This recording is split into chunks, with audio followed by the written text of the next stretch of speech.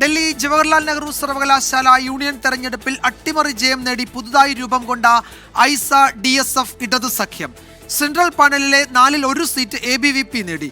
10 വർഷത്തിന് ശേഷമാണ് സെൻട്രൽ പാനലിൽ ABVP ജയിക്കുന്നത്.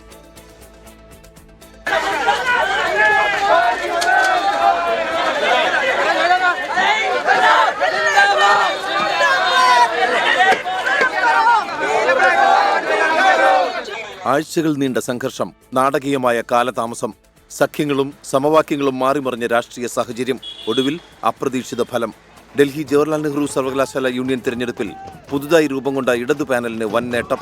SFI AASF സഖ്യത്തിന് കനത്ത തിരിച്ചടി, 1 സീറ്റ് ABVPക്ക്.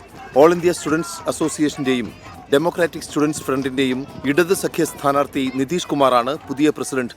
ഇടത് സഖ്യത്തിൽ നിന്നുള്ള മനീഷ വൈസ് പ്രസിഡന്റായും മുൻതേഹ ജനറൽ സെക്രട്ടറിയായും തിരഞ്ഞെടുക്കപ്പെട്ടു. ABVPയുടെ വൈഭവ് മീണയാണ് ജോയിന്റ് സെക്രട്ടറി. ഏറെക്കാലം യൂണിയൻ ഭരിച്ചിരുന്ന SFIയുടെ പാനലിന് ഇത്തവണ അടിപതറി. AASF, Birsa Ambedkar Phule students association, progressive students association എന്നീ സംഘടനകളുമായി സഖ്യം ചേർന്നെങ്കിലും SFIക്ക് കരതൊടാനായില്ല. ഇടത് സഖ്യത്തിലെ വിള്ളൽ മുതലെടുക്കാനാകുമെന്ന ABVP പ്രതീക്ഷയും കാര്യമായി വിജയിച്ചില്ല.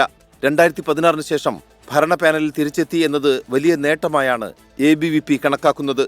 നിർണായകമായ 24 കൗൺസിലർ സ്ഥാനങ്ങളും തങ്ങൾക്കുണ്ടെന്ന് ABVP അവകാശപ്പെടുന്നു. SFIയുടെ പ്രതികരണം ലഭ്യമായിട്ടില്ല. News desk 24.